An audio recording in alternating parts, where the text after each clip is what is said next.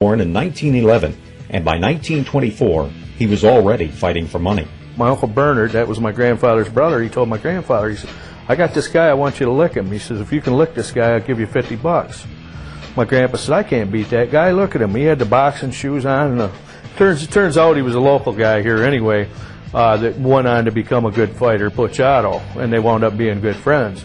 Well, my Uncle Bernard threw my grandfather in the ring with him, and after, I think, a second or third round there, my grandpa hit him and knocked him down. Thought he had killed him. So he took off running, and Uncle Bernard gave him 25 instead of the 50 that he told him he'd get in the first place.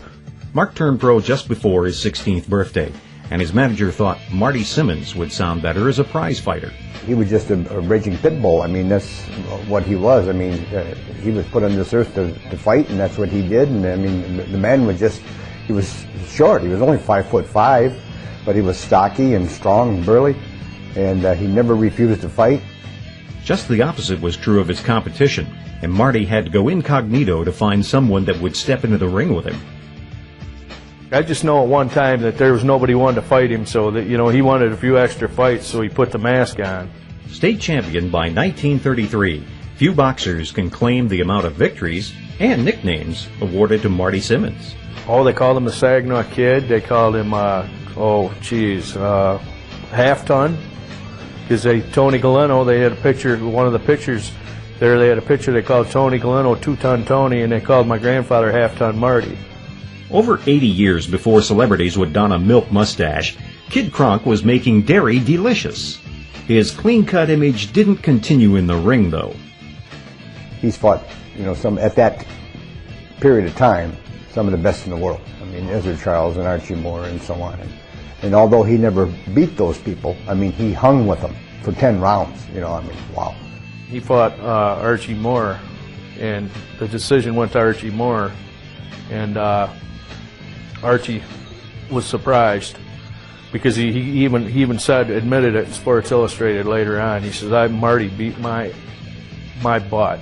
Marty would take on 26 champions and only be knocked down once.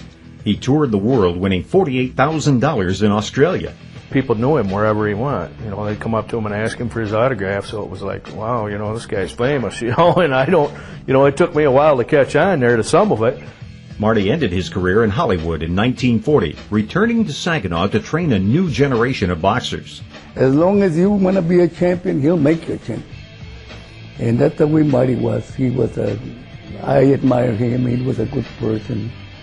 And I thank God that I met him. Never charged you a penny for training or like that. Whatever he got up of our little shows that we put on, and at the moose or like that, they invite us, we go over there and fight there, and they pay us. They pay him so much, and he gave us a couple of dollars or like that. Oh, that was a lot of money, you know.